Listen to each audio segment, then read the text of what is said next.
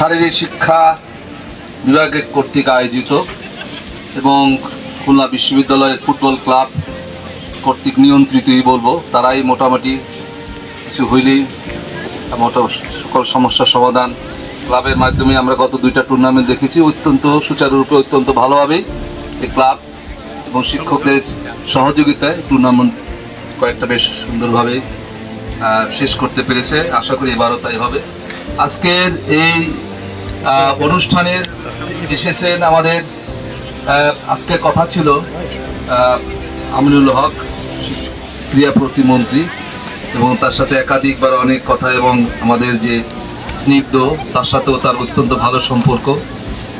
আপ্রাণ চেষ্টা করছিল সে আসার জন্য, কিন্তু প্রাইম মিনিস্টারের সাথে প্রোগ্রাম থাকার কারণে তাদেরকে সত্যিকার অর্থে ঢাকার বাইরে প্রোগ্রামে নিয়ে আসা বেশ কষ্ট, কারণ বর্তমান প্রধানমন্ত্রী সবসময় এদের খুব ব্যস্ত রাখে।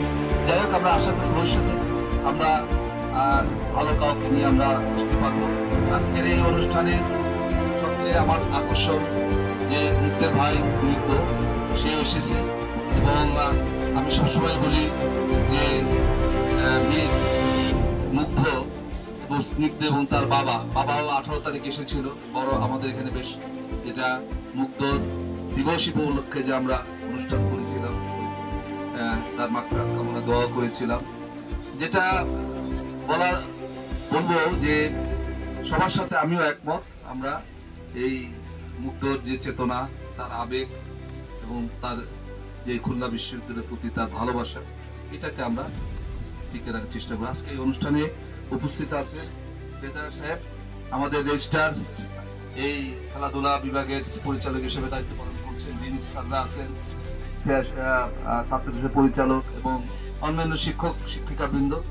সবাইকে আমি আনের মাধ্যমে, বিশেষ করে আমার সামনের যে আমার প্রিয় ছাত্র ভাইরা যারা আছে, তাদের এই খেলা উপভোগ করবে, আমিও করবো ইনশাল্লাহ। আমি যে কথাটা বলতে চাচ্ছি সেটা হলো যে ছোট্ট একটা মাঠটা খুব বড় না, ফুটবলের জন্য এটা খুব বেশি আইডিয়াল মাঠ না। তারপরেও যেহেতু আমাদের বড় মাঠ যেটা আছে সেটা মানে অনেকটা পানি জমে থাকে, আশা করি আগামী ফুটবল টুর্নামেন্ট ওই মাঠেই হবে। আমরা ইতিমধ্যে কাজ শুরু করে দিয়েছি।